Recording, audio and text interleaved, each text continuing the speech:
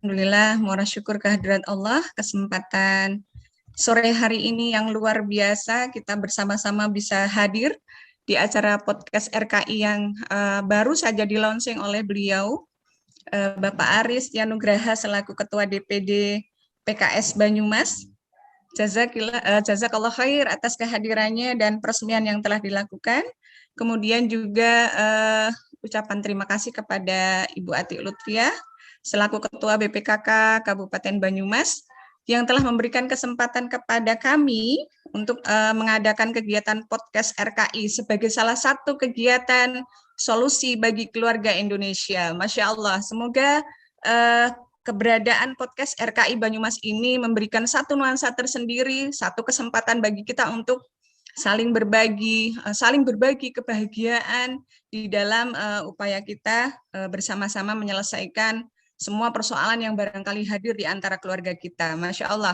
Dan Alhamdulillah Bapak Ibu sekalian telah hadir di antara kita, beliau, para pembicara yang hebat, ya, yang kesempatan sore hari ini telah hadir Ustadz Andi Alif Rahman Saleh LC MA, kemudian juga Bunda Eka Widiasari MC Psikolog, yang sore hari ini kita akan berbincang bersama mengambil satu tema, tidak lain adalah sudahkah anak Anda bahagia? Masya Allah, tadi Bu Ati cerita ketika merespon informasi ini banyak masyarakat atau halayak yang mengirim emotikon sedih, nangis, bahagia atau apapun gitu ya. Dan nanti kita akan simak bagaimana sebenarnya kupasan tentang anak bahagia gitu ya, karena kita fokus di masa pandemi yang luar biasa ini dengan berbagai mungkin gitu ya kegundahan yang ada di dalam keluarga, dengan ritme yang berubah, dengan aturan dan pola pengasuhan yang sedikit bergeser, itu sedikit banyak akan mempengaruhi perilaku anak-anak kita, bahkan orang tua gitu ya, di dalam beradaptasi dengan kondisi yang ada. Masya Allah, sebelum kita bicara lebih jauh, kita akan hadirkan beliau, Ustadz Alif dan juga Bunda Eka Widiasari gitu ya, yang sudah berada di antara kita. Nah, ini Bunda Eka Widiasari. Assalamualaikum Bunda Eka, Masya Allah. Kemudian juga ada Ustadz Alif yang sudah membersamai kita. Kami ajak bergabung Ustadz Alif.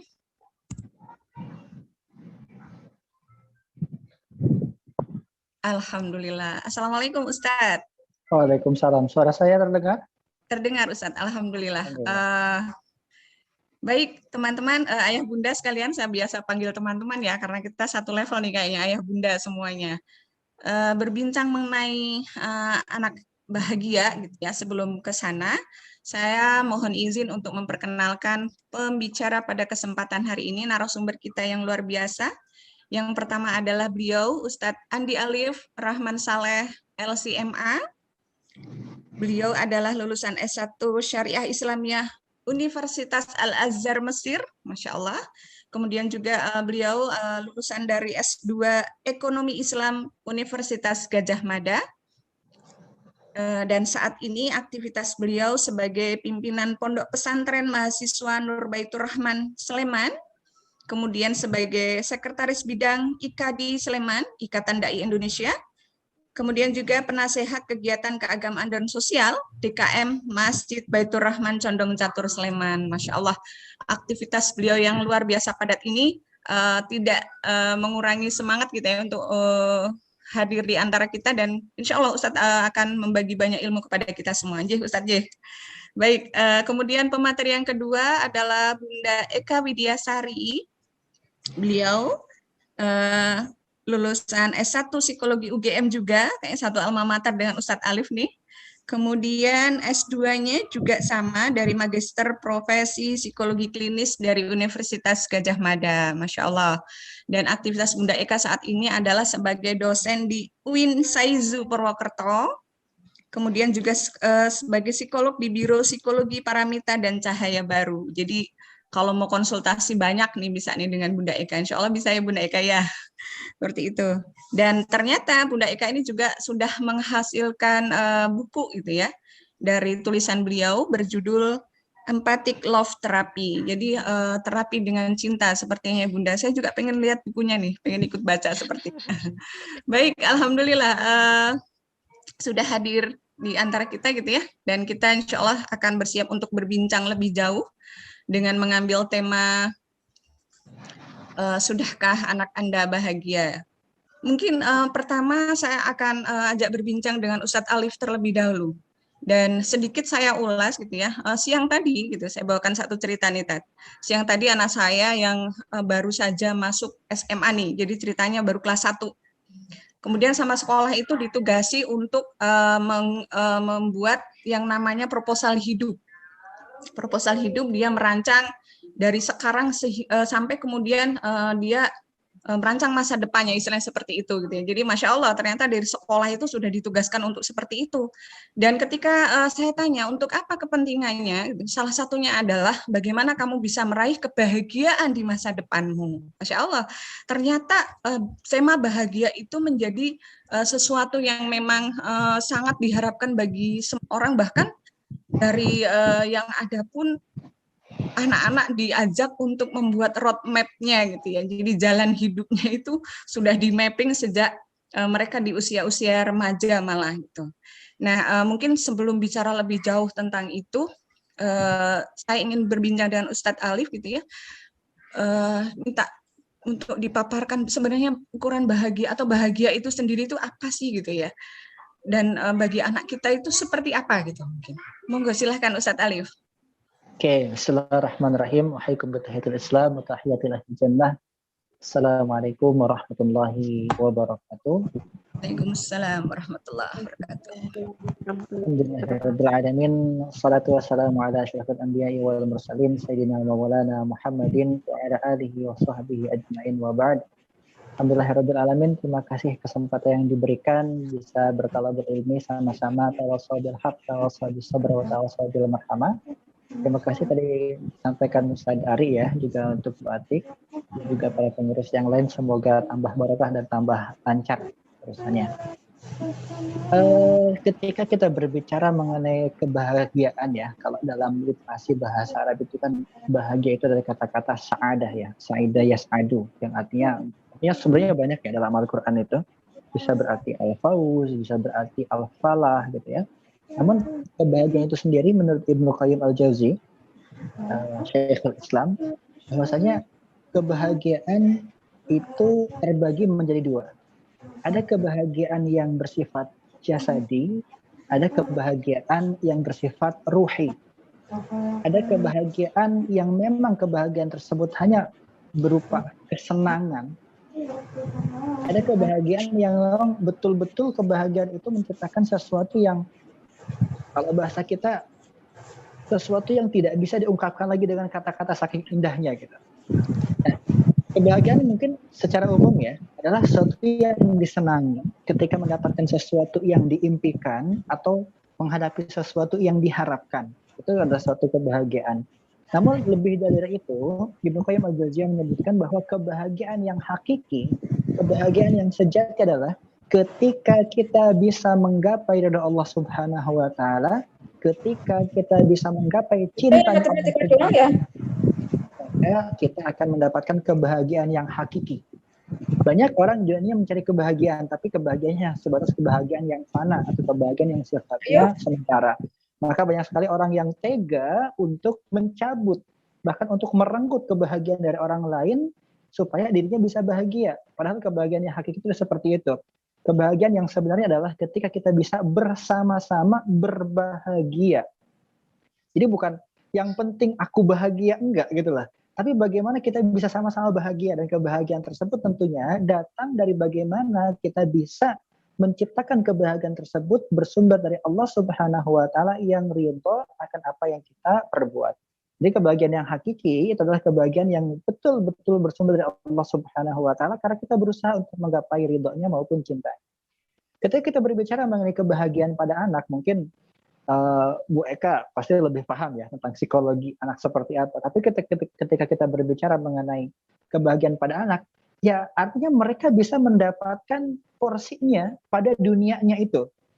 Ketika waktunya bermain ya bermain, memang bahagianya di situ. Ketika waktunya belajar, belajar didampingi dengan baik. Bahkan kalau Imam Ali bin Abi Thalib itu sempat menyatakan bahwasanya ada 3 fase yang harus dipahami oleh ayah bundanya. Fase pertama antara umur 0 atau umur 1 sampai 7 tahun adalah fase raja bagi seorang anak. Jadi apapun yang mereka inginkan, jadi kalau bisa kita berikan. Karena fase manjanya, fase keinginan dikabulkan dan seterusnya. Memang fase membutuhkan seperti seorang raja. Itu yang perlu kita pahami.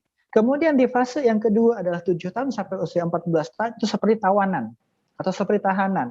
Artinya akan ada pembatasan-pembatasan yang harus kita berikan, jangan sampai kebablasan. Dan fase selanjutnya di usia 14 sampai 20 tahun itulah menjadikan anak kita sebagai teman. Bagaimana kita bisa berkomunikasi dengan baik, mendampingi dengan baik. Nah, kalau misalkan kita bisa memenuhi hak mereka dalam fase-fase ini, insya Allah kebahagiaan anak itu akan didapatkan. Selain tadi faktor yang lain ya, diantaranya faktor kebahagiaan dalam keluarga itu sendiri, tentang bagaimana ayah bundanya maupun keluarganya itu rukun gitu ya, tentang bagaimana lingkungan juga membuat bahagia, atau mungkin sekarang yang sedikit banyak mengganggu kebahagiaan mereka adalah tentang bagaimana mereka tidak bisa bertemu dengan teman-teman mereka, sementara mereka harus mengumpulkan tugas yang biasanya mereka kerjakan bareng teman-teman dalam canda gurau gitu. Sekarang yang mereka hadapi adalah ayah bundanya yang senantiasa melototin, yang senantiasa menuntut supaya cepat selesai dan lain-lain. Nah, itu yang mungkin perlu kita diskusikan bersama. Seperti itu mungkin. Baik, sebuah awalan dari Ustadz Alif tentang definisi bahagia. Masya Allah, ternyata bahagia itu tidak boleh hanya dimiliki sendiri gitu, tapi bahagia itu menjadi milik bersama begitu ya, Tanya. Baik, Betul.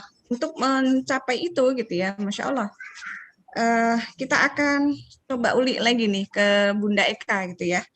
Mengapa sih kita perlu bahagia gitu ya dari tinjauan psikologis gitu ya. Kalau dari Ustadz Alif tadi kan bagaimana kita mencapai kebahagiaan yang hakiki itu sesungguhnya dari capaian akan ridho dan cinta Allah gitu. Mungkin dari Bunda Eka, mengapa sih bahagia itu penting bagi seorang anak seperti itu? Silahkan Bunda Eka. Ya, baik, terima kasih. Assalamualaikum warahmatullahi wabarakatuh.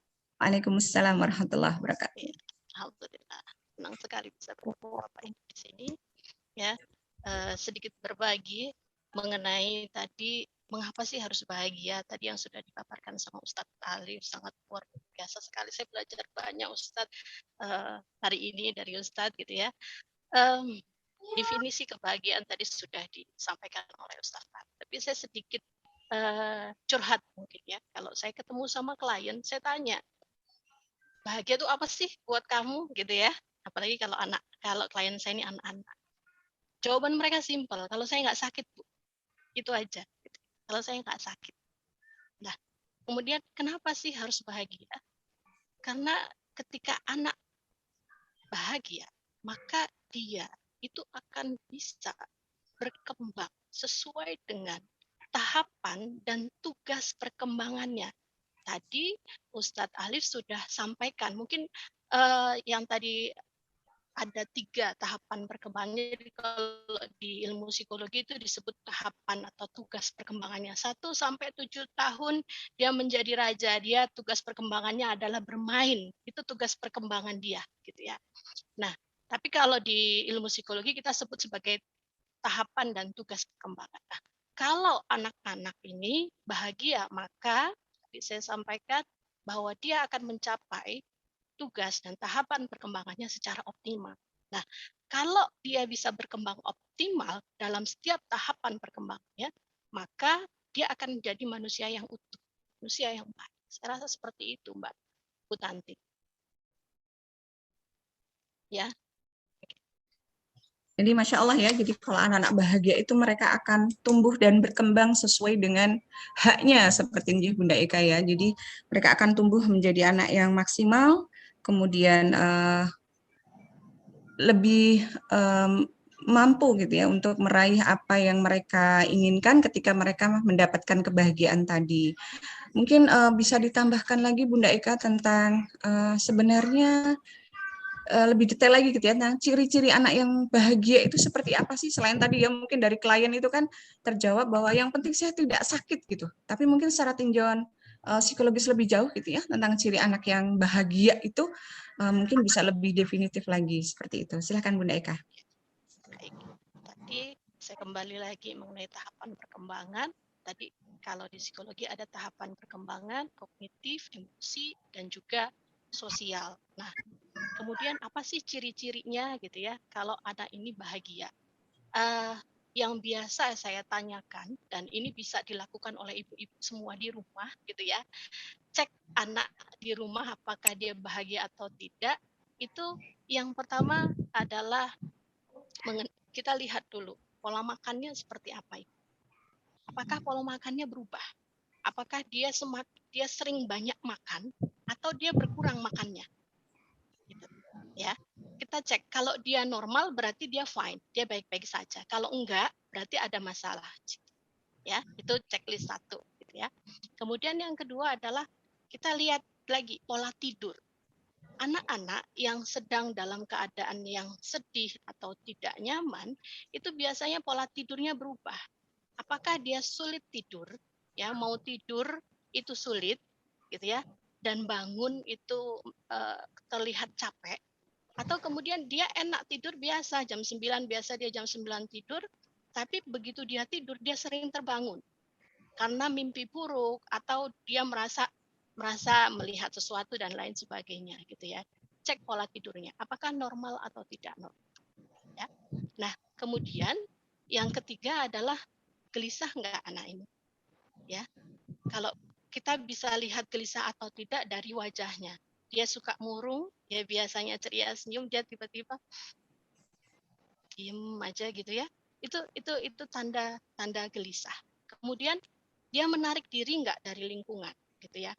Nah, kalau kita dalam keadaan tidak pandemi, kita bisa melihat dia mau nggak main sama temennya, gitu ya. Kalau biasanya dia bangun pagi, anak di bawah 7 tahun, dia belum mandi aja dia sudah cari temennya, gitu ya. Udah panggil-panggil temennya.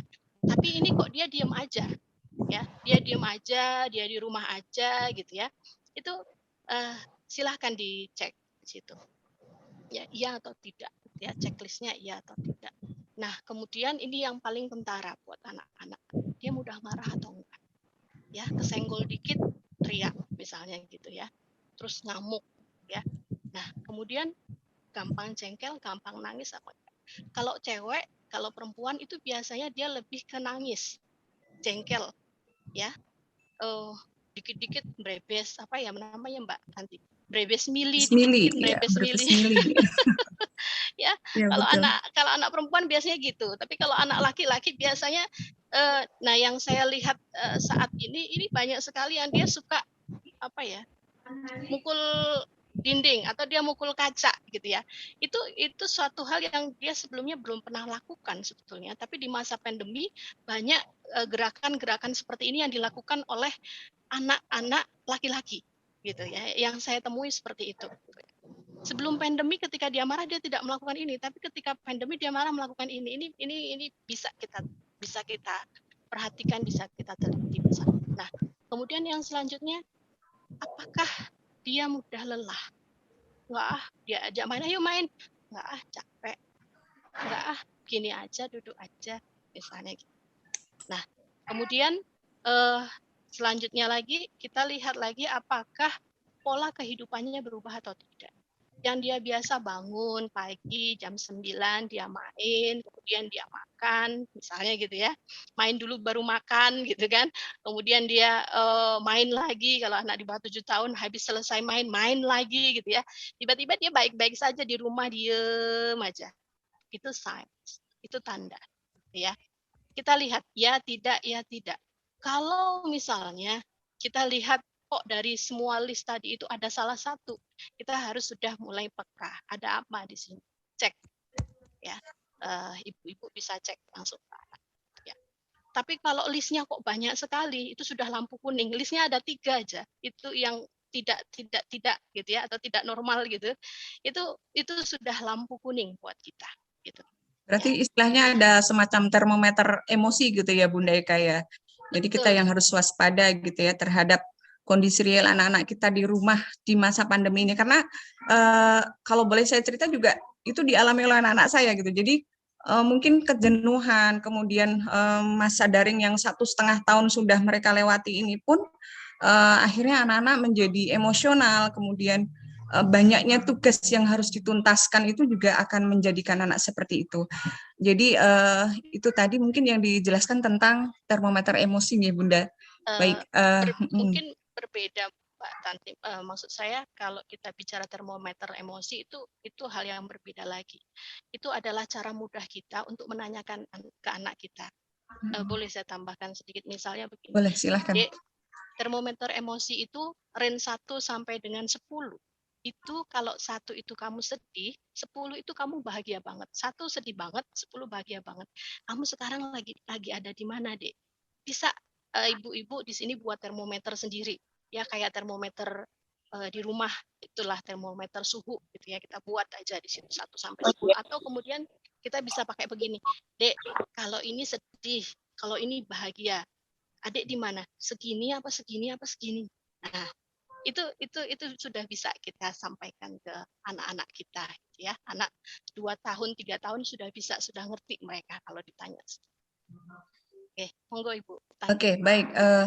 Tadi jadi banyak sekali yang dialami anak-anak ya ketika menuju bahagianya itu ternyata distraksinya gitu ya, gangguan di tengah jalannya itu juga tidak mudah gitu ya ternyata. Dan salah satunya tadi bagaimana mengendalikan emosi mereka di dalam menjalani kehidupan anak-anak kita sehari-hari. Masya Allah ternyata anak-anak pun di masa seperti ini mereka membutuhkan banyak sekali sentuhan asuhan dari kita gitu. Dan pertanyaan saya selanjutnya ke Ustadz Alif nih, terkait dengan itu mungkin Ustadz Alif juga sekaligus sebagai seorang abi, seorang ayah gitu ya, bagaimana mensikapi kondisi anak yang mungkin mengalami hal demikian gitu ya. Jadi di dalam proses perjalanan kehidupannya gitu ya, untuk bersama-sama ayah bunda gitu ya, mungkin dalam upaya pencapaian bahagia ini kan seperti salah satu atau salah banyak tadi ya yang disampaikan oleh Bunda Eka itu banyak sekali yang mereka alami gitu ya, bahkan pergolakan perasaan emosi, jengkel, marah dan sebagainya gitu ya, itu banyak dialami oleh anak-anak kita gitu. Maka kita sebagai orang dewasa mesti bagaimana ini Tat gitu, sebagai seorang ayah, sebagai seorang bunda menghadapi kondisi anak-anak kita di era pandemi sekarang ini gitu ya, dari sisi syar'inya sentuhan-sentuhan ruhiyah seperti apa yang sebaiknya kita berikan kepada anak-anak. Silahkan Ustadz Alif. Oke. Mungkin sedikit saya cerita ya dengan pengalaman pribadi terkait anak-anak saya sendiri. Saya punya 2 orang anak. Yang pertama usia 7 tahun, laki-laki. Sekarang kelas 2 naik kelas 3 SD berarti. Yang kedua adalah adiknya perempuan usia 4 tahun. Nah, ketika saya masih di Jogja, sedikit ralat juga ya. Tadi sebenarnya CV yang lama itu. CV yang dulunya belum tak bikin ya. Sekarang saya sudah tinggal di Purwokerto walaupun masih bolak-balik Jogja gitu ya. Saya ada di Artawinangun bersama istri karena istri alhamdulillah keterima PNS di Unsud juga. Jadi pindah ke Purwokerto.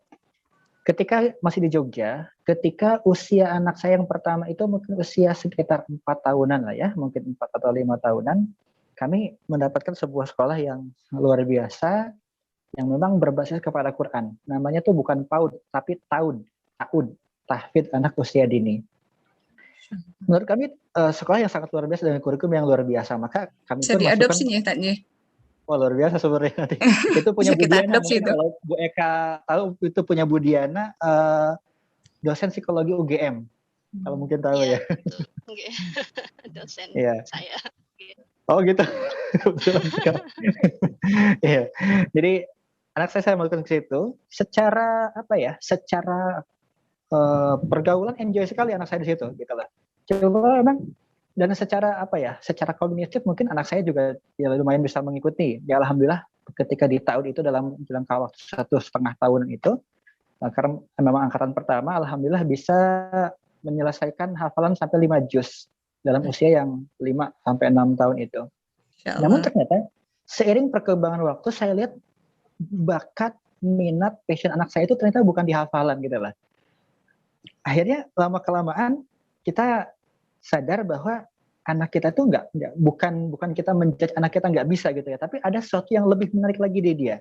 Bahkan ketika anak saya diperiksa, mungkin bisa diperiksa sama Bu Eka, anak saya tuh secara, mohon maaf, secara kecerdasan tuh katanya tuh kalau nggak salah gifted atau apa gitu ya, katanya gifted Oh, itu superior cerdas apa gitu. sekali itu. Iya, kalau sudah gifted Katanya itu gitu, paling pernah atas. di tes psikologi katanya gifted superior apa gimana gitu kan. Dan itu ada plus minusnya. Minusnya adalah keingintahuan yang sangat luar biasa sekali, dan memang sebenarnya dari kecil tanpa kita arahkan, anak saya itu sudah sangat suka dengan berbahasa Inggris. Saya bukan tipe-tipe orang yang anak nggak boleh nonton YouTube, enggak, kita perbolehkan, tapi tetap kita arahkan gitu ya. Dan ternyata setiap video yang anak saya lihat itu video-video yang memang berbahasa Inggris, dan itu tentang sains, tentang pembentukan alam semesta. Sampai anak saya di usia 6 tahun itu tabel periodik yang kimia itu dihafal, bapaknya aja nggak hafal gitu loh. Udah hafal, sampai campurannya pun hafal gitu loh.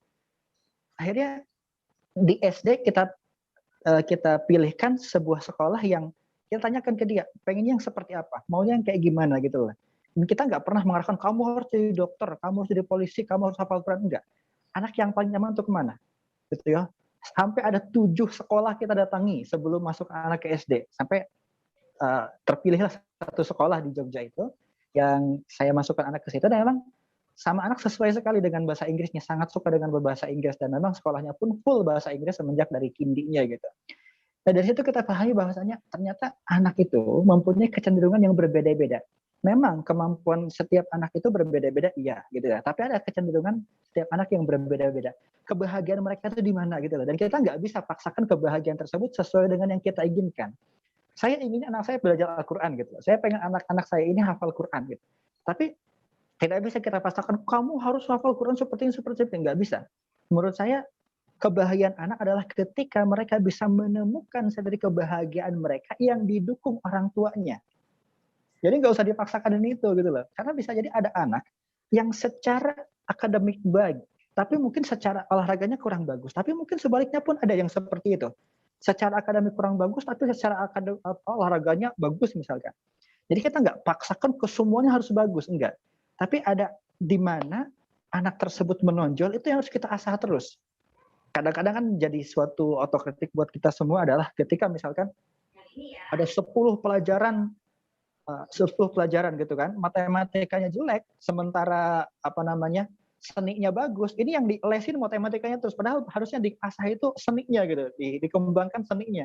Tapi ini malah matematiknya harus bisa, harus level sekian dan lain-lain. Bagi saya nggak seperti itu. Anak itu di mana kesukaan dia, selama itu baik kita arahkan, itu akan menemukan kebahagiaan. Ya, alhamdulillah gitu ya. Kalau ngomong bahasa Inggris ya tentunya lebih lancar dari bapak ibunya sekarang. Bahkan kemarin ketika diajarin tentang coding, yang ngajarinnya itu native speaker dari mana? Kalau nggak salah dari Amerika apa mana gitu. Dia langsung menangkap, dan ketika ngobrol tuh sangat luas sekali. Saya aja nggak ngerti dia ngobrol apa sebenarnya. Tapi memang di situ kita temukan bahwa kebahagiaan anak itu akan terpancar ketika tidak ada tekanan di sana. Ya mungkin tadi Baka juga saya sampaikan ya. Jangan sampai ada tekanan-tekanan sehingga yang membuat anak itu potensinya terbatasi gitu loh. Potensinya terbatasi. Bahkan ketika berdiskusi sama istri, ini anak kita mau diarahkan kemana? Saya bilang, ya kemana aja, yang penting dia bahagia gitu loh. Maksud bahagia dalam artian ketika dia bisa memberikan kebaikan untuk dirinya, untuk keluarganya, untuk masyarakat sekitar, nggak jadi masalah. Mau jadi seorang saintis lah, mau jadi dokter, kayak mau jadi TNI, apa segala macam silakan. Yang penting dia itu punya passion di sana, gitu ya. Punya passion di sana. Sekarang adiknya pun ikut-ikutan ngomong bahasa Inggris di rumah, walaupun ya mungkin seadanya gitu ya. Dan anak saya itu tanpa disuruh itu udah ngomong bahasa Inggris sendiri, gitu. Nah artinya gini, ketika kita ingin menemukan kebahagiaan di dalam diri anak tersebut, kalau bisa kita jangan blok kebahagiaan tersebut dengan keinginan-keinginan kita yang terlalu besar. Oke, kita bisa ekspektasi, boleh. Kita bisa berharap dan lain-lain, betul. Kita harus mempunyai harapan-harapan dan cita-cita. Tapi ketika kita tidak menemukan hal tersebut dalam anak kita, jangan sampai menjudge anak kita nggak bisa. Mungkin bisa di dalam segi yang lain gitu loh. Nah ini yang harus kita temukan. Dan secara pendidikan, saya sebagai seorang ayah tentunya masih sangat banyak sekali kekurangannya ya. Kalau pengen nanya tentang pendidikan anak, nanti nanya ke istri saya deh, gimana bisa mendidik anak sampai seperti itu gitu ya. Mungkin kapan-kapan bisa diundang, silakan. Tapi intinya gini, ketika kita ingin menemukan kebahagiaan anak, jangan sampai kita sendiri yang memblok kebahagiaan tersebut dengan keinginan yang terlalu besar dan kita paksakan anak tersebut padahal anak tersebut belum mengerti apa sih yang sebenarnya dia pengenkan gitu. Itu mungkin seperti itu. Baik, Tat. Masya Allah. Jadi biarkan anak menemukan bahagianya sendiri, tugas kita adalah memberikan support, gitu ya. Betul, Insight yang artinya saya kita dapatkan. boleh mengarahkan, tapi jangan memaksakan. Tentu kita mungkin anak mungkin kadang juga bingung, saya ini harus kemana gitu loh. Ya kita berikan masukan, ini, monggo mau yang mana. Ketika sudah memilih satu atau kecondong ke yang satu gitu ya kita support gitu loh. Jangan sampai misalkan keinginannya kok beda sama kita, oh nggak boleh ke sana, bla bla bla segala macam. Itu sama saja mematikan potensi. Padahal orang itu tidak semua potensinya sama. Wong berdakwah saja, caranya kan berbeda-beda. Ada yang potensinya dengan ceramah, ada yang potensi dengan tulisan, ada yang potensi dengan menggebrak meja, ada yang potensi dengan membuat poster di jalan, macam-macam gitu loh. Makanya jangan sampai bunuh karakter atau potensi anak karena terlalu besar keinginan kita untuk idealisme yang terlalu tinggi seperti itu. Oke, Ted. Baik, Masya Allah. Baik, itu resep jitu dari Ustadz Alif gitu ya. Kita tidak boleh sampai memblok gitu ya, menghalangi atau membuat barrier kebahagiaan anak kita hanya karena keinginan dari orang tua gitu.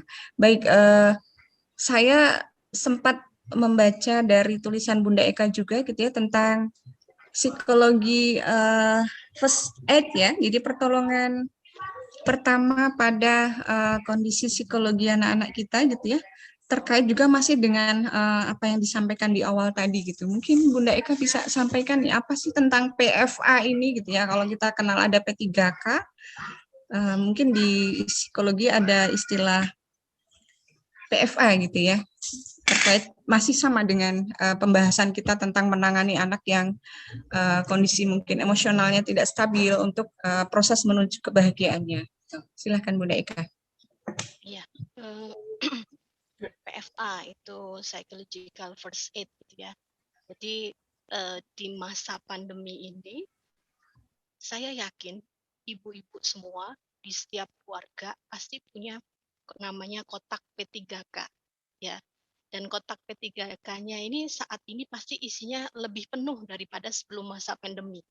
Kalau dulu mungkin ibu mengisi kotak P3K-nya dengan betadin gitu ya, kemudian dengan plester gitu. Tapi sekarang kotak P3K-nya nambah dengan apa? Vitamin C gitu ya, kemudian vitamin B, vitamin D, belum lagi obat herbalnya gitu ya, belum lagi ada oximeternya sekarang lagi pada rebutan gitu ya. Itu untuk kemudian mengatasi permasalahan fisik ya akibat pandemi. Tapi penting juga gitu, ibu-ibu kita keluarga di sini menyediakan kotak PFA, pertolongan psikologi awal gitu ya, di rumah kita. Agar ketika anak kita atau suami kita gitu ya atau istri atau siapapun di dekat kita mengalami suatu hal yang tidak nyaman secara psikologis, kita dapat membantu. Sama seperti P3K. Itu kan pertolongan pertama pada kecelakaan gitu ya. Ketika anak kita kena pisau misalnya seret gitu kan, kita kan nggak mungkin langsung bawa ke dokter kan ya, gitu kan. Yang kita lakukan apa? Dibersihkan lukanya, kasih betadin, kemudian kasih plester. Begitupun kalau batuk sedikit, kita kasih vitamin C. Mungkin sakitnya batuknya hari ini aja, tapi besok udah sembuh. Kenapa? Karena kita sigap memberikan pertolongan pertama pada anak kita. Sama seperti PFA. Ya, ketika kita punya kotak PFA di rumah, maka harapannya sakit atau dalam tanda kutip masalah psikologis yang dialami anak kita itu tidak berlarut-larut gitu ya, atau paling tidak mencegah untuk keburukan yang lebih lanjut gitu. Nah, apa sih ini kan jadi apa sih isinya kotak P3K PFA ini kan gitu kan ya pertanyaannya. Jadi isinya kotak PFA ini, kotak dalam tanda kutip ini adalah yang pertama empati. Mampukah kita berempati dengan keadaan anak kita saat ini? Apalagi di keadaan pandemi ya. Ada banyak hal yang dialami oleh anak kita bahkan diri kita sendiri Seringkali kita tidak bisa berempati. Kenapa? Karena kita sendiri tidak merasa bahagia. Ya, orang itu tidak akan bisa berempati kepada orang lain kalau dia tidak memiliki itu. Kalau dia tidak dalam keadaan baik, tidak dalam keadaan sehat. Itu. Nah, empati itu bagaimana, Bu? Bagaimana kita bisa merasakan apa yang orang lain rasakan? Nah, empati ini juga perlu keterampilan, gitu ya, perlu keterampilan. Nah, kemudian yang kedua adalah kemampuan mendengar aktif, ya. Mendengar aktif itu bagaimana? Pasti ibu-ibu sering dengar bagaimana kemudian kita bisa duduk, kemudian menatap mata anak kita, menatap mata suami kita, dan kita stay on, dengerin aja. Sama kalau kita dengerin curhatan teman-teman kita lewat HP, kita stay on, diam aja gitu ya, dengerin curhatannya gitu. Bisa nggak kita meluangkan atau membuat diri kita menjadi seperti itu. Nah, kemudian menyimak, ya, tidak hanya mendengar tapi juga nyimak apa sih yang dia rasakan. Itu isi kotaknya. Kemudian memang perlu adanya teknik interview dan observasi. Nah, semua hal ini yang tadi saya sebutkan memang perlu dilatih. Tidak bisa begitu saja Bapak Ibu sekalian melakukannya tanpa ada latihan. Gitu. Nah, memang perlu waktu untuk melatih ini, tidak hanya melatih saja, Bapak Ibu juga perlu melakukan supaya ini terbiasa dilakukan di rumah gitu. Ya, harapannya tadi apa yang dialami oleh anak itu tidak kemudian berlanjut ke masalah psikologis yang lebih parah seperti itu. Nah, seperti itu saya rasa Mbak Tanti. Mbak Tanti apa Bunda Tanti? Bunda Tanti ya. Gitu. Jadi kalau PFA ini memang perlu sekali adanya pelatihan dasar, ya, dan PFA ini bisa dilakukan oleh siapapun, dimanapun, dan kapanpun, dalam situasi apapun. Nah, ini penting sekali. Halo, Mbak Ya. Ibu, Bu Tanti. Iya, Masya Allah, ternyata isi PFA itu bukan obat merah dan bukan minyak kayu putih gitu ya, melainkan empati, kemudian stay on gitu ya, jadi kita menjadi pendengar yang baik bagi anak kita dan juga menyimak gitu ya, menyimak apa yang mereka rasakan dalam bentuk respon gitu ya, seperti itu Bunda Eka ya. Jadi PFA itu psikologi first aid itu ternyata Masya Allah akan sangat membantu anak-anak kita seperti itu. Dan next mungkin pertanyaan saya berlanjut nih Bunda Eka ya, sebelum ke Ustadz Alif nanti. Itu tadi kan kaitannya dengan pertolongan pertama, gitu. Pertolongan pertama bagi anak-anak kita. Tapi sesungguhnya untuk jangka panjang, gitu ya, jangka panjang itu kan kita sebagai orang tua nih, sebagai ayah bunda, sebagai bapak ibu, gitu ya. Itu tentunya harus mempunyai bekal tersendiri untuk menyiapkan kondisi apapun anak-anak kita, gitu ya. Termasuk salah satunya adalah bagaimana kita harus apa dulu gitu ya, harus menjadi orang tua yang seperti apa dulu untuk mengantarkan anak-anak kita seperti yang Ustadz Alif sampaikan gitu ya, kita harus memberikan support gitu ya. Nah support itu kan harus sebagai orang tua harus punya bekal gitu. Nah bekal apa yang harus kita punya agar kita bisa mengantarkan anak-anak kita itu untuk meraih kebahagiaan. Apakah orang tua harus bahagia sendiri dulu atau harus melakukan apa gitu ya supaya kita bisa mengantarkan anak-anak yang kita sayang ini sebagai amanah dari Allah itu menjadikan mereka meraih kebahagiaannya. Begitu Bunda Eka. Silahkan. Ya, makasih. Tanti, ya, tentunya kalau kita mau mengantarkan anak kita menuju sebuah kebahagiaan, kita dulu harus bahagia. Prinsipnya adalah kita nggak akan bisa ngasih air ke orang lain kalau kita nggak punya air. Teko itu kalau nggak diisi air ya nggak akan keluar air. Sama dengan diri kita. Kita nggak akan bisa mengantarkan kebahagiaan anak-anak kita kalau kita nggak bahagia. Yang timbul tadi yang disampaikan oleh Ustaz Alif adalah ekspektasi-ekspektasi. Bahkan ada yang disebut anxiety driven parenting. Apa? Kecemasan yang berlebihan, sehingga kecemasan itu membuat seorang tua itu justru malah menarik anak ke belakang dan mengontrolnya terlalu ketat. Akibatnya anak itu akan outburst. Tadi sudah sangat keren sekali disampaikan oleh Ustadz Alif melalui pengalamannya dengan anak-anak beliau. Nah, apa sih yang bisa membuat kita bahagia di kala pandemi ini yang penting di sini. Ada banyak hal yang bisa membuat kita bahagia. Tapi saya ingin share 3 hal yang mungkin ibu-ibu semua bisa lakukan di sini gitu ya. Yang pertama adalah kita tuh harus punya self compassion. Compassion itu tuh rasa sayang, rasa care, rasa cinta terhadap diri kita sendiri. Itu yang disebut self compassion gitu ya. Orang dengan self compassion yang tinggi itu bahkan dia ketika ada semut dia tidak akan mau ngusir gitu ya, atau tidak akan mau nyites Masya gitu ya, Allah ya, disuruh Masya Allah. disuruh pergi. Sama kalau kayak seperti cerita Nabi Muhammad itu ya, ketika mau perang ada anjingnya ditempatkan dulu baru pasukannya lewat. Itu namanya self compassion gitu ya. Nah, tentu ada banyak cara. Tadi saya sebutkan berulang kali, ada banyak cara untuk menuju self compassion ini. Ya, tapi ada 3 hal yang ingin saya share. Yang pertama adalah mindfulness. Ya, apa sih mindfulness itu? Mindfulness itu menyadari dan menerima kondisi diri kita.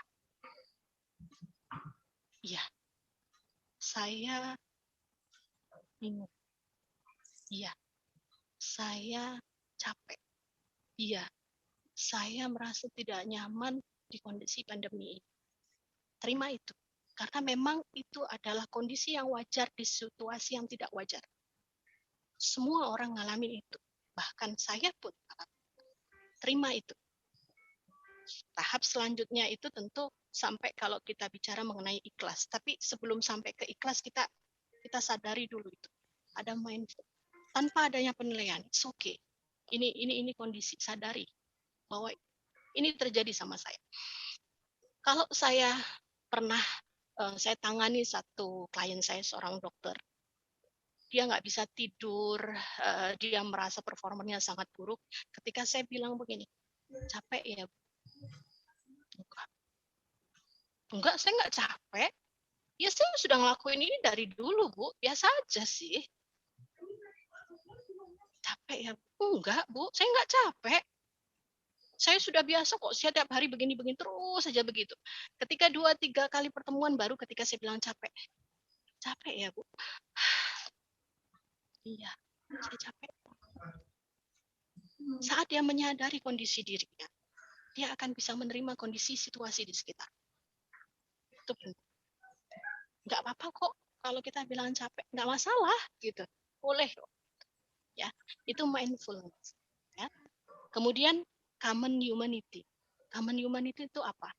Membuka diri, membuka kesadaran diri bahwa ini tidak hanya terjadi padaku, tapi banyak orang yang merasakan hal yang sama seperti diriku. Bahkan di semua belahan dunia.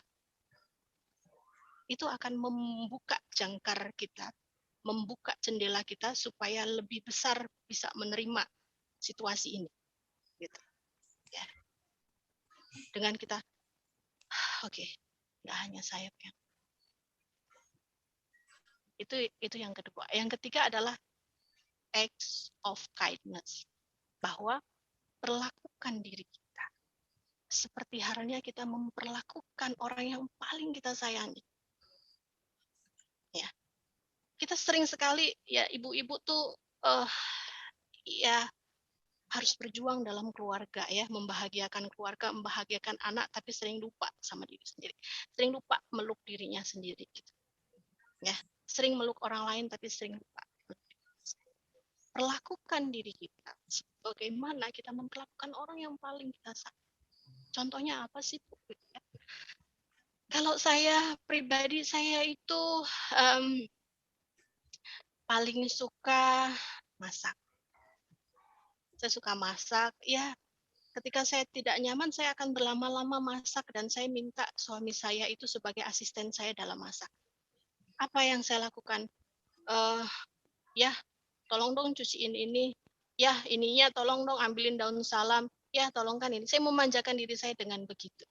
Ya, tapi kerjaan kita selesai semua dan suami saya tahu bahwa saya lagi manja gitu. Saya pengen disayang gitu dengan cara seperti itu.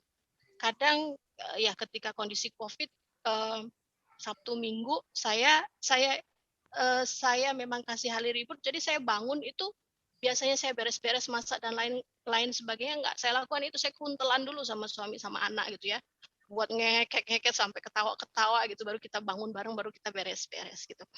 Self compassion. Setiap orang berbeda. Ibu-ibu di sini pasti punya punya kebiasaan, punya cara yang berbeda untuk membahagiakan diri sendiri. Lakukan itu, gitu ya. Dan itu akan membuat ibu-ibu di sini bahagia, gitu ya. Belum lagi kalau kita bicara mengenai apa namanya, mengenai relaksasi, nanti di PFK itu ada gitu ya. How to kita membuat orang tuh tenang, karena kalau di PFK tadi, mohon maaf saya kembali lagi, di PFA itu ada 6 langkah. Jadi kalau kita punya kotaknya, kita ngasihnya itu nggak boleh sembarangan, harus pakai 6 langkah itu supaya tepat cara pemakaiannya. Salah satunya adalah bagaimana kita memberikan terapi gitu ya, teknik terapi yang harmless, sederhana kepada diri kita dan juga kepada orang lain. Salah satunya dengan kita bisa melakukan relaksasi. Nah, saya rasa itu Bu Tanti. Ya, Masya Allah ya. Jadi kalau happy mom itu happy children gitu ya. Jadi kalau orang tuanya bahagia, terutama bundanya gitu ya, maka insya Allah itu akan menjadi kebahagiaan yang menular. Begitu nggih Bunda Eka kurang lebihnya ya. Dengan beberapa langkah ini loh, aku ingin bahagia, maka anak-anakku insya Allah juga akan bahagia seperti itu. Baik, Masya Allah. Ternyata langkah-langkahnya kita sudah dikasih kuncinya oleh Bunda Eka, tinggal nanti kita aplikasikan dalam kenyataan gitu ya, kehidupan kita sehari-hari seperti itu. Oke, baik. Sebelum kita menuntaskan obrolan gitu ya, saya ingin berbincang lagi dengan Ustadz Alif gitu ya. Satu hal yang atau poin penting yang bisa kita catat barangkali nggih terkait dengan tadi kalau Bunda Eka kan kalau orang tua bahagia, terutama bundanya bahagia, insya Allah akan menular kepada anak-anaknya gitu ya dengan berbagai cara tadi termasuk bagaimana kita seorang bunda, seorang tua itu punya me time gitu ya sebelum kita berhadapan dengan anak-anak itu. Nah, yang ingin saya tanyakan ke Ustadz itu terkait dengan kunci kebahagiaan yang sesungguhnya yang tadi disampaikan oleh Ustadz Alif gitu ya, bahwa cinta hakiki sesungguhnya kebahagiaan yang bisa kita raih seperti itu. Nah, bagaimana caranya Ustadz atau mungkin bisa lebih dijabarkan lagi tentang kunci bahagia itu sendiri gitu. Monggo silakan. Sebelum ke sana saya ingin menyampaikan dulu ya. Ini kan podcast RKI ya, Rumah Keluarga. Oke. Tadi ya mohon maaf, saya lihat di peserta yang dari pas saya masuk 40, 60 sampai 80, kok kayaknya yang paling ganteng di sini cuma saya sama Pak Ari aja gitu ya. Kayaknya nggak ada yang lain yang ganteng-ganteng, nggak pada muncul nih. Apa ini podcast khusus akhwat apa gimana nih? belum. Nanti insya Allah bapak-bapaknya kita gandeng lagi Tat. Para suami kita mungkin ya. Betul, karena mungkin para suami yang sedang pada sibuk gitu ya, kecuali saya. Ada Ayah Marsha, ada Pak Joko tadi. Masya Allah, Masya Allah. Alhamdulillah ada Pak Joko. Nah, bagi yang hadir bisa menyampaikan ke yang nggak hadir, bagi ibu-ibu bisa menyampaikan ke para suaminya bahwa dalam Al-Quran sendiri ternyata Allah Subhanahu Wa Taala telah menempatkan posisi anak itu dalam 4. Ada 4 posisi anak dalam Al-Quran. Yang pertama adalah yang disebut sebagai az-zinah. Bukan zina ya, az-zinah. Zinah itu artinya perhiasan. Sesuatu yang disenangi dan memang diberikan oleh Allah Subhanahu Wa Taala. Gitu. Zina itu seperti kita temukan di surat Al-Kahfi ayat ke-46 kalau nggak salah ya, ayat ke-46. Nanti dicari aja kalau nggak percaya, baca Al-Kahfi dari awal sampai akhir mesti ketemu ayatnya ya. Al-Kahfi ke-46 kalau nggak salah. Di mana Allah Subhanahu Wa Taala berfirman, A'udzubillahi minasyaitonir rajim, bismillahirrahmanirrahim. Al-malu wal banunu zinatul hayatid dunya. Yang namanya harta, yang namanya itu merupakan perhiasan. Artinya sesuatu yang akan membuat kita ini senang. Dan memang fitrah anak itu biasanya menyenangkan bagi orang tuanya. Itulah kenapa banyak orang tua yang pengen banget punya anak gitu lah. Bahkan udah punya 1, nambah lagi 1, udah punya 2, nambah 3. Gak cukup 3, nambah lagi. Bikin apa namanya kesebelasan dan lain-lain misalnya. Jadi memang anak itu memang menjadi suatu kesenangan tersendiri ya. Menjadi suatu perhiasan dunia ini. Itu posisi yang pertama. Anak sebagai perhiasan. Posisi yang kedua, anak itu bisa sebagai qurrata a'yun. Qurrata a'yun ini bisa kita temukan di surat Al-Furqan ayat ke-73. Jadi ayat ke-73 dari surat Al-Furqan, menyatakan bahwasanya a'udzubillahi minasyaitonir rajim, bismillahirrahmanirrahim, walladzina yaquluna rabbana hab lana min azwajina wa dzurriyyatina qurrata a'yunin waj'alna lil muttaqina imama. Apa yang dimaksud dengan qurrata a'yun? Qurrata a'yun itu kalau bahasa kita tuh menyejukkan mata. Apa sih yang dimaksud menyejukkan mata? Kalau tadi zina itu dikasih oleh Allah Subhanahu wa taala kita dapat. Kalau qurrata a'yun itu diusahakan supaya mendapatkan itu. Dan qurrata a'yun di sini yang maksud adalah sesuatu yang membuat kita ridho ketika kita melihat anak tersebut. Jadi kita ridho kepada anak kita karena anak kita membuat kita ridho. Jadi qurrata a'yun itu bukan dengan senang hati melihat anak jadi pejabat tinggi, dengan senang hati lihat anak pakai mobil mewah, punya rumah yang besar, bukan. Tapi ketika kita melihat anak kita, itu kita ridho kepadanya karena dia telah membuat kita ridho. Gitu lah. Jadi butuh perjuangan untuk mendapatkan ini. Makanya kan redaksinya adalah kalau yang tadi zina itu dikasih sama Allah Subhanahu wa taala, kalau yang qurrata a'yun ini sampai kita meminta Rabbana hablana gitu ya, meminta. Itu posisi yang kedua bagi anak. Selain perhiasan, selain yang menunjukkan mata, anak itu juga bisa sebagai fitnah. Bisa sebagai ujian. Ingat fitnah itu dalam bahasa Arab ketika diterjemahkan ke dalam bahasa Indonesia itu artinya ujian. Bukan fitnah ya. Jadi al-fitnah tuh itu bukan fitnah. Kalau bahasa Sundanya bukan fitnah katanya gitu ya. Jadi al-fitnah tuh itu ujian. Beda kalau fitnah bahasa Indonesia ketika ditranslate ke dalam bahasa Arab itu artinya buhtan atau tuduhan. Makanya mohon jangan salah ketika kita memakai ayat yang berbunyi al-fitnatu asyaddu minal qatl. Ini konteksnya bukan tuduh menuduh. Bukan. Ini konteksnya adalah tentang ujian keimanan dalam peperangan. Ayat pertamanya tentang perang, akhirnya tentang perang, masuk tengah-tengah tentang nuduh kan gitu ya. Jadi dalam surat At-Taghabun ayat ke-15, Allah Subhanahu wa taala berfirman, "Innama amwalukum wa auladukum fitnah." Harta maupun anak itu merupakan ujian.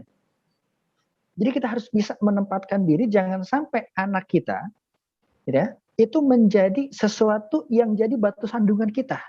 Bahkan harusnya anak itu menjadi sesuatu yang mempermudah kita untuk masuk surga, bukan justru untuk yang menjerumuskan kita ke dalam neraka. Bahkan yang lebih ngeri lagi ya, posisi anak yang keempat dalam surat At-Taghabun ayat ke-14 sebelumnya, itu Allah SWT berfirman, "Ya ayyuhalladzina amanu inna min amwalikum wa auladikum aduwwun lakum fahzaru." Jadi, wahai orang-orang yang beriman, sesungguhnya di antara, jadi nggak semua memang, tapi akan ada harta, akan ada pasangan, bahkan anak yang menjadi musuh bagi kita sendiri. Maka kita harus hati-hati. Kapan anak itu bisa menjadi zina, kapan anak itu menjadi qurrata a'yun, akan menjadi fitnah atau bahkan menjadi adu, tergantung dari bagaimana kita memperlakukan anak tersebut. Mungkin sering disebutkan lah, kalau anak diajarkan dengan bentakan maka dia akan belajar untuk berbohong. Kalau diajarkan dengan pujian maka diajarkan belajar tentang kasih sayang dan seterusnya lah. Tapi intinya bagaimana kita berusaha untuk menempatkan anak tersebut sesuai dengan porsinya. Ketika anak itu sebagai zina, kita syukuri, kita jaga anak tersebut. Ketika kita ingin mendapatkan qurrata a'yun, mari kita usahakan bagaimana supaya mendapatkan anak-anak yang solih dan solihah. Ya tentunya harus diawali dengan kesolih dan solihan ayah dan ibundanya tentunya. Jangan sampai anak itu menjadi fitnah. Harusnya anak tersebut menjadi apa? Menjadi seseorang yang akan membantu orang tuanya untuk selamat dari api neraka. Bahkan menaikkan derajatnya di akhirat. Apalagi sampai menjadi musuh. Ketika anak tersebut tidak diperhatikan, ketika anak tersebut dipaksa ini itu dan lain-lain dengan sesuatu yang mungkin tidak sesuai dengan kemampuannya, maka siap-siap anak itu bisa menjadi musuh yang terdekat dengan kita. Maka untuk mendapatkan anak yang bahagia, untuk mendapatkan kebahagiaan dari anak, tadi sudah disampaikan, yuk kita juga bahagia gitu lah. Ciptakan keluarga yang bahagia, jangan keluarga yang ribut terus. Keluarga yang penuh dengan keluhan, keluarga yang penuh dengan umpatan, keluarga yang penuh dengan kata-kata yang tidak baik. Jangan sampai seperti itu. Karena gini ya, yang namanya anak itu peniru yang paling sempurna. Peniru yang paling baik itu ya anak gitu loh. Entah niru kata-kata yang kita keluarkan, entah meniru sikap kita, entah meniru sifat kita nantinya. Makanya kita belajar, baik seorang ayah maupun seorang bunda, belajar. Yuk, kita berusaha untuk memperbaiki diri. sambil kita berusaha untuk memperbaiki keluarga kita, mengajarkan kepada anak-anak kita. Tidak ada kata terlambat. Sampai ada istilah, it's never too late to follow your dream. Nggak ada kata terlambat deh. Selama masih ada waktu, selama masih ada kesempatan, selama masih ada hayat, gitu kan, masih ada kemungkinan ke arah yang lebih baik lagi, tergantung dari kita bisa mengusahakannya atau tidak. Seperti itu. Baik, Masya Allah, tausiah yang luar biasa gitu ya. Jadi bagaimana kita menjadi orang tua yang senantiasa bersiap dengan harapan kita gitu ya, kebahagiaan anak-anak itu. Baik, Tat, selanjutnya ternyata di ruang chat itu udah banyak sekali pertanyaan. Bunda Eka dan Ustadz Alif, saya bacakan pertanyaan, monggo nanti kita akan sampaikan dan monggo direspon. Yang pertama dari Bunda Uzi, gitu ya. Bagaimana bila belum tuntas tugas perkembangannya? Mungkin ini terkait dari Ali bin Abi Thalib tadi ya. Misal belum tuntas menjadi raja, tapi sudah masuk ke usia fase tawanan. Apakah tetap harus dilanjutkan tugas sebagai tawanannya, atau dipenuhi dulu fase-fasenya sebagai raja? Seperti itu. Monggo ini silahkan. Mau Bunda Eka terlebih dahulu atau Ustadz Alif? Bunda Eka dulu, monggo silahkan Bunda Eka. Monggo, boleh. Ustadz Ya. Alif dulu, ini kan, oke deh. Baik, jadi intinya pertanyaannya kalau tugas perkembangannya belum selesai, kemudian sudah menuju tugas perkembangan yang lain, maka apa yang harus kita lakukan? Nah, kalau di psikologi, tugas perkembangan itu sangat rigid sekali dijelaskan, gitu ya. Mungkin kalau bisa bahas itu turunan dari apa yang disampaikan oleh Ali bin Abi Thalib ini, ya gitu ya. Nah, ketika itu tugas perkembangannya tidak selesai, maka tugas kami para psikolog adalah melihat apa yang menyebabkan tugas perkembangan itu tidak selesai. Kemudian yang kedua, apa dampaknya terhadap anak. Nah, setelah itu baru kemudian kita observasi anak ini, dan kalau ternyata dampaknya sangat signifikan, maka yang terjadi adalah kami akan trace tugas perkembangan mana saja yang tidak selesai. Nah, tugas perkembangan itu harus diselesaikan. Supaya apa? Ketika dia menuju tugas perkembangan selanjutnya, dia tidak terbata-bata lagi. Dia akan menyelesaikan dengan baik. Gitu. Contoh mudahnya, ketika seorang bayi tidak merangkak dulu, ya, kemudian dia langsung berdiri. Ternyata ketika kita lihat yang terjadi apa? Dia itu jalannya nggak mantep gitu ya, motorik kasarnya nggak kuat gitu. Nah, apa yang kita lakukan? Kita ajari dulu dia merangkak, baru kemudian itu akan membuat cara berjalannya itu akan mantap. Nah, begitu juga dengan kasus ini, harus di tracing dulu bagian mana aja yang nggak sesuai. Gitu. Akibatnya apa? Kemudian kita observasi ke belakang, kita perbaiki itu. Nah, kemudian dia tetap bisa menjalankan tugas perkembangan yang dia lompati, ya nggak apa-apa, tetap bisa. Tapi kita selesaikan dulu dengan baik tugas perkembangan sebelumnya, supaya di tugas perkembangan berikutnya itu juga akan terselesaikan dengan baik. Kalau tidak, akibatnya ya pasti dia juga tidak akan menuntaskan tugas perkembangan tersebut. Kalau tidak tuntas, apa yang terjadi? Tadi, dia akan mengalami stres ya dalam kehidupannya. Itu yang banyak terjadi. Seperti itu, Ibu Tanti. Oke, baik. Jadi memang harus kita tuntaskan dulu fasenya, baru kita lanjutkan ke tahapan atau fase berikutnya, seperti itu ya, dari tinjauan psikologis. Barangkali Ustadz Alif mau menambahkan dari fase perkembangan itu? Ya, kalau saya setuju dengan tadi ya, disampaikan bahwasanya memang fase tersebut memang harus tetap dilewati, tapi memang ketika ada fase yang katakanlah ada hal yang kurang di sana, bukan berarti kita tinggalkan sepenuhnya, tidak. Tapi kita capai di fase berikutnya dengan penyesuaian. Bagaimana caranya supaya dia tetap jadi raja walaupun dia tahanan? Ayo. Bagaimana caranya supaya dia tetap jadi teman walaupun dia itu tahanan? Bisa nggak kayak seperti itu? Nah, makanya mungkin disesuaikan untuk pemenuhan fase-fase yang mungkin sebelumnya masih belum sempurna, disempurnakan di fase berikutnya menyesuaikan kondisi si anak tersebut. Jadi tidak masa iya misalkan dia belum jadi raja nih, usia sekian tahun dia udah harus jadi tawanan, udah jadi teman gitu. Kan nggak mungkin juga dia itu jadikan raja di usia 21 tahun. Semuanya boleh, semuanya nggak seperti itu juga gitu loh. Makanya emang diperhatikan, mana yang belum tercapai, betul tadi disampaikan, dan dicapai di fase selanjutnya tentunya dengan memperhatikan kondisi anak dengan treatmentnya tersendiri, seperti itu. Oke, baik. Jadi blended ya. Jadi Betul. disesuaikan dengan kondisi lapangan seperti itu. Baik, Saya ya tambahkan gimana Bunda sedikit Eka, ya. silakan. Ya, itu pentingnya kita para orang tua memahami tugas perkembangan anak.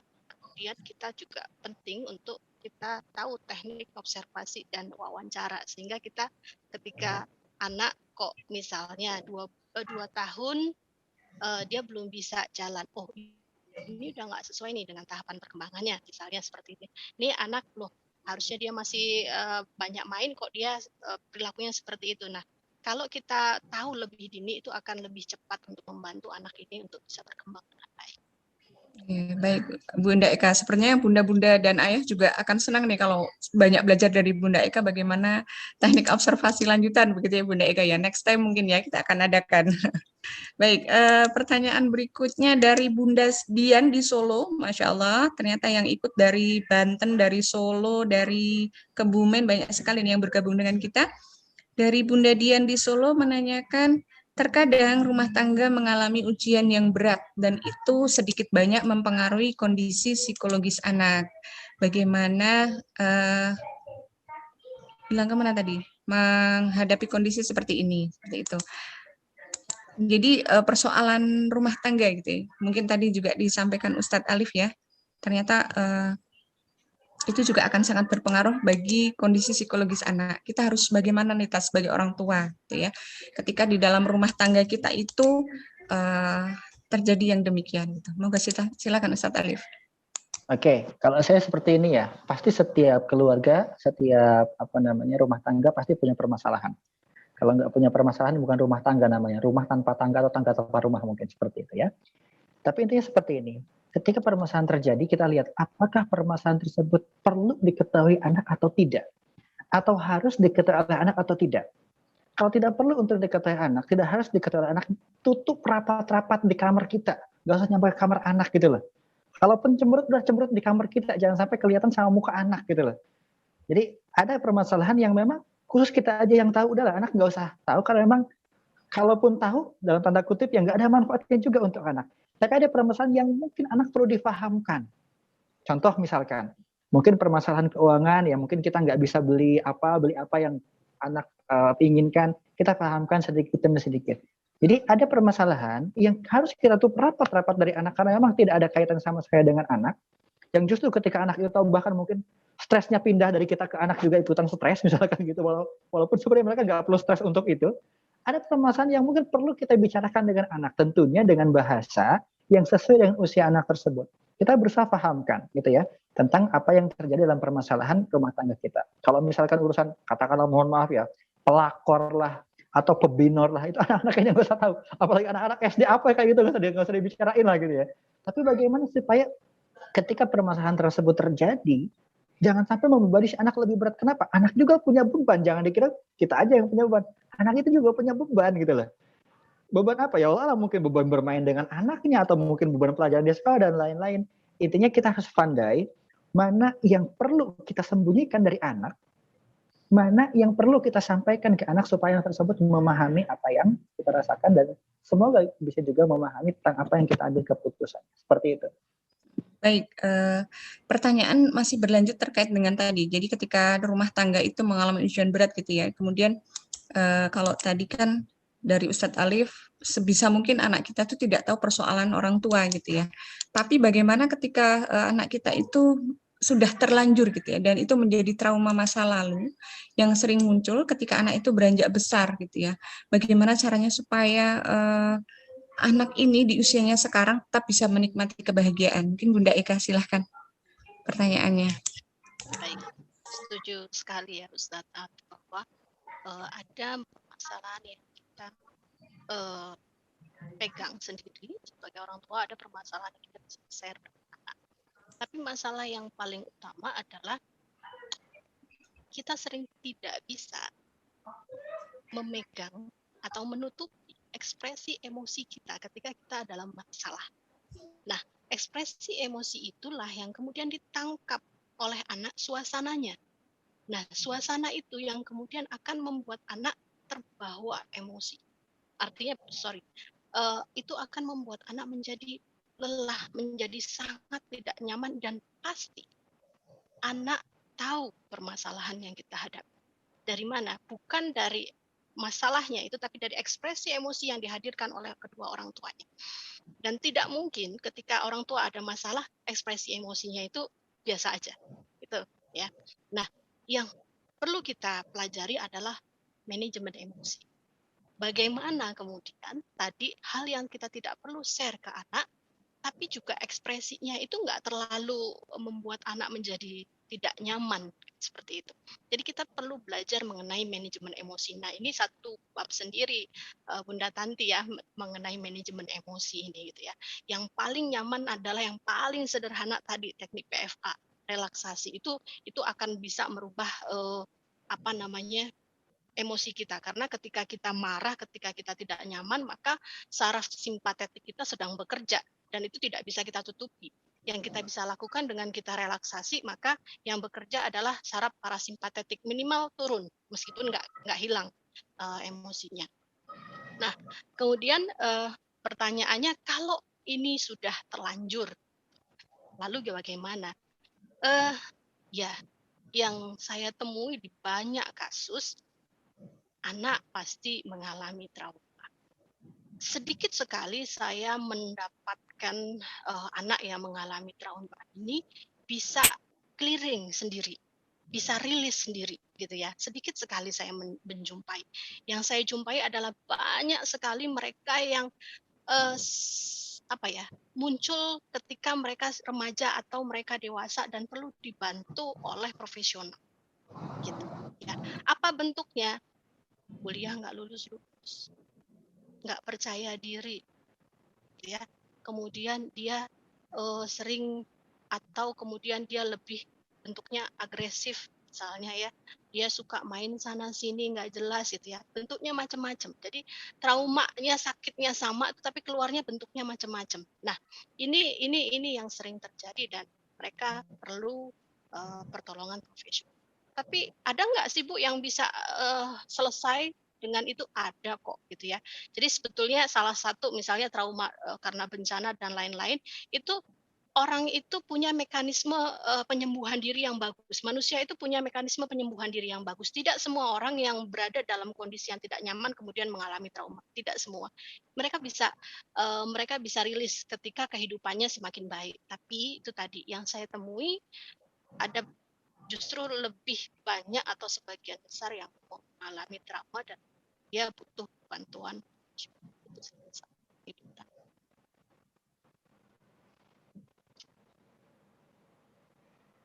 Suaranya belum mute, masih di mute.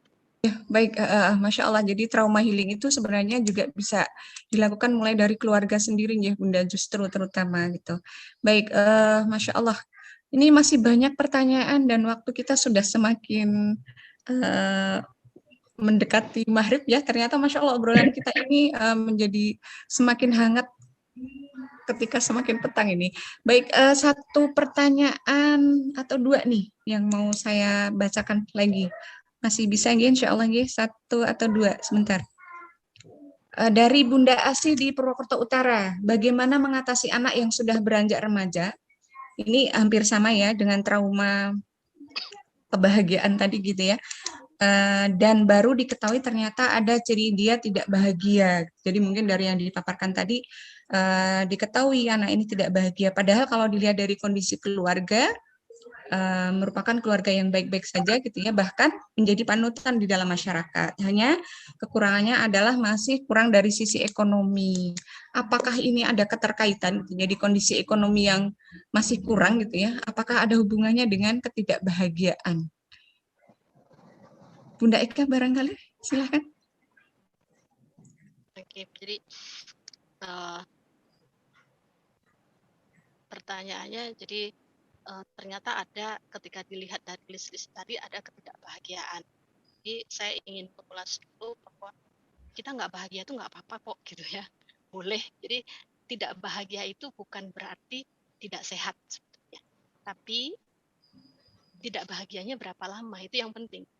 Ya, ketika list-list tadi itu lebih dari 2 minggu, berarti dia sudah berada dalam kondisi psikologis yang perlu diperhatikan. Tapi ingat, tidak bahagia itu nggak apa-apa. Nggak selalu hidup kita tuh harus bahagia. Justru ketidakbahagiaan itu yang membuat kita jadi lebih bahagia. Ya, yang pertama. Nah, kedua, apakah kondisi ekonomi itu mempengaruhi kebahagiaan? Ya, kebanyakan di negara kita nggak bisa bohong gitu ya. Apakah kondisi ekonomi yang rendah mempengaruhi kebahagiaan? Iya. Tapi apakah kondisi ekonomi yang mapan dan tinggi meningkatkan kebahagiaan? Tidak. Ya. Jadi jawabannya iya gitu. Nah, lalu bagaimana ya? Banyak hal yang kita bisa lakukan di kondisi pandemi ini. Saya ternganga untuk melihat apa namanya mahasiswa saya gitu ya. Saya tanya, apa makna pandemi buat kamu gitu ya? Iya Bu, pandemi ini membuat saya jadi lebih dewasa, bisa menghasilkan banyak cuan. Jadi justru di masa pandemi ini kalau kita kreatif ada banyak hal yang bisa kita lakukan yang berbeda dari kondisi-kondisi sebelumnya, dan kita perlu banyak belajar sama anak-anak yang baru-baru ini gitu ya, karena kaitannya dengan teknologi yang sangat luar biasa gitu ya. Jadi itu Bu, saya nggak bisa bicara banyak kalau terkait dengan ekonomi gitu. Jadi intinya ada korelasi nih Bun ya. Jadi kalau kurang ya dari sisi kebahagiaan kurang terpenuhi seperti itu barangkali ya. Ya, Masya Allah. harusnya tidak, tapi buktinya iya gitu ya kalau kita lihat. Ya, masih merasa kurang gitu ya, belum cukup gitu berarti. Baik, pertanyaan ini Masya Allah, ternyata susul menyusul pertanyaan banyak sekali nih, bagaimana ini? Mungkin saya singkat saja nih, Tat. Ini ke Ustadz Alif. Demi kebahagiaan anak, kalau untuk kemampuan kita, tadi mungkin ini mengulas dari yang disampaikan Ustadz Alif gitu ya, demi kebahagiaan anak, untuk kemampuan kita serahkan kepada anak-anak itu sendiri sesuai dengan kemauannya gitu ya. Tapi kalau masalah syariat kepada anak yang sudah balik, yang harusnya sudah berhijab, tapi ternyata dia belum mau menutup auratnya atau berhijab. Apakah kita harus turuti kemauan anak tersebut atau kita paksakan karena itu memang perintah gitu ya, perintah yang harus dijalankan gitu ya, bagi seorang muslimah gitu ya, berhijab dalam hal ini. Monggo Ustadz Alif. Oke. Ada fase di mana anak tersebut belajar, dianjurkan untuk melaksanakan. Ada fase di mana anak tersebut harus melaksanakan. Kalau di agama kita memang harus melaksanakan kewajibannya ketika akil balik. Itu memang menjadi tanggung jawab orang tua untuk membiasakan dari awal. Makanya kan dalam hadis Nabi Shallallahu Alaihi Wasallam, ajarkanlah, perintahkanlah anakmu untuk sholat di usia 7 dan pukullah di usia 10. Maksud pukul sini kan sebagai bentuk adab ya. Artinya penekanan bahwa sholat itu wajib. Berarti apa? Harus ada persiapan dari awal untuk mengenalkan kepada anak tentang kewajiban tersebut. Si anak ketika belum melaksanakan kewajiban yang harusnya sudah dilaksanakan, itu kan ada beberapa faktor di antaranya ya. Mungkin kesiapan dari orang tua yang kurang dalam menyiapkan anaknya, atau mungkin faktor lain yang menyebabkan si anak justru tidak mau untuk melaksanakannya. Mungkin faktor lingkungan, faktor pemahaman, dan lain-lain. Bisa jadi seperti itu. Ketika kewajiban tersebut harus sudah dilaksanakan, maka wajib dilaksanakan. Dipaksakan iya, tapi tidak dengan cara memaksakan harus seperti itu, enggak. Lebih baik lagi ketika dipahamkan sedikit demi sedikit terus gitu ya. Yang namanya anak setidaknya pasti akan lebih patuh kepada orang tua dibandingkan kepada yang lainnya. Lebih mendengar orang tuanya daripada yang lainnya. Tapi ini yang penting adalah bagaimana orang tua bisa berbicara kepada anaknya heart to heart, dari hati ke hati. Bukan dari mulut ke telinga saja. Bukan sifatnya perintah mesti ini, mesti itu, nggak boleh itu. Tapi berikan pemahaman. Berikan kasih sayang, berikan kata-kata yang menenangkan. Jadi hati kan dibuka ya, dan membuka itu sedikit, nggak langsung brok, nggak seperti itu. Bisa hancur hatinya kalau seperti itu, gitu loh. Makanya anak itu perlu tahapan tersendiri. Kalau misalkan memang ada hal yang mungkin kita terlambat memberikannya, maka kita harus berikan lagi. Terus sedikit, pahamkan. Kenapa? Ya karena gitu ya, anak itu tanggung jawab bagi kita. Bahkan dalam hadis Nabi Shallallahu Alaihi Wasallam ya, ketika satu langkah anak lebih dekat kepada neraka karena perbuatannya yang tidak pernah dianggap, tidak pernah diingatkan orang tua, nggak pernah dididik oleh orang tuanya, maka sungguhnya orang tua sudah 10 langkah mendahulunya menuju neraka. Naudzubillah min dzalik gitu loh. Tapi luar biasanya anak akan menjadi penyelamat bagi orang tuanya. Makanya kita berusaha introspeksi diri. Apa sih yang kurang dari kita selama mendidik anak kita? Jangan-jangan selama ini kita kurang mengajarkan tentang kewajiban, kurang mengajarkan tentang agama, kurang memahamkan tentang pentingnya ini dan itu. Itu kita susulkan terus seperti itu. Sambil kita terus berusaha. Dan jangan lupa berdoa.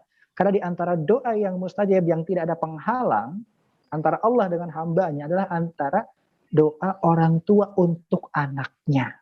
Jangan-jangan selama ini kita berusaha tapi kurang berdoa. Padahal doa silahul mukmin, doa itu adalah senjatanya orang mukmin.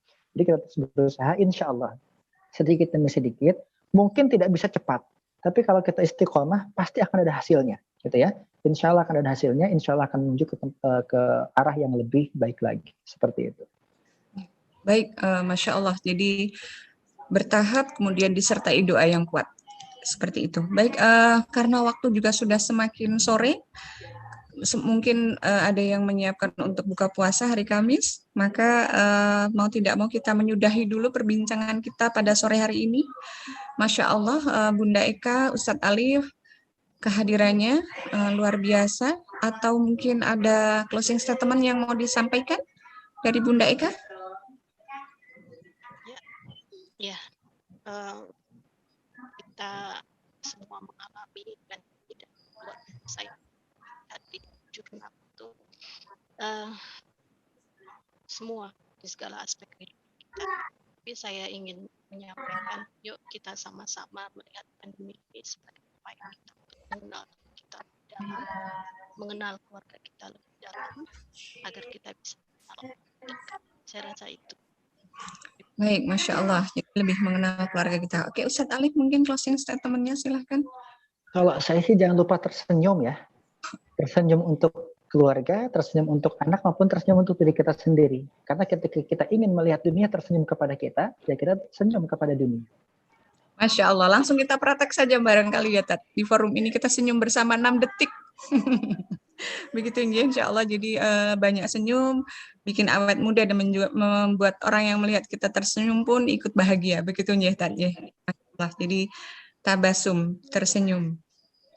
Baik, alhamdulillah forum kita yang luar biasa ini sudah sampai pada saya tidak akan menyimpulkan apa yang disampaikan oleh Ustadz Alif dan Bunda Eka Widiasari.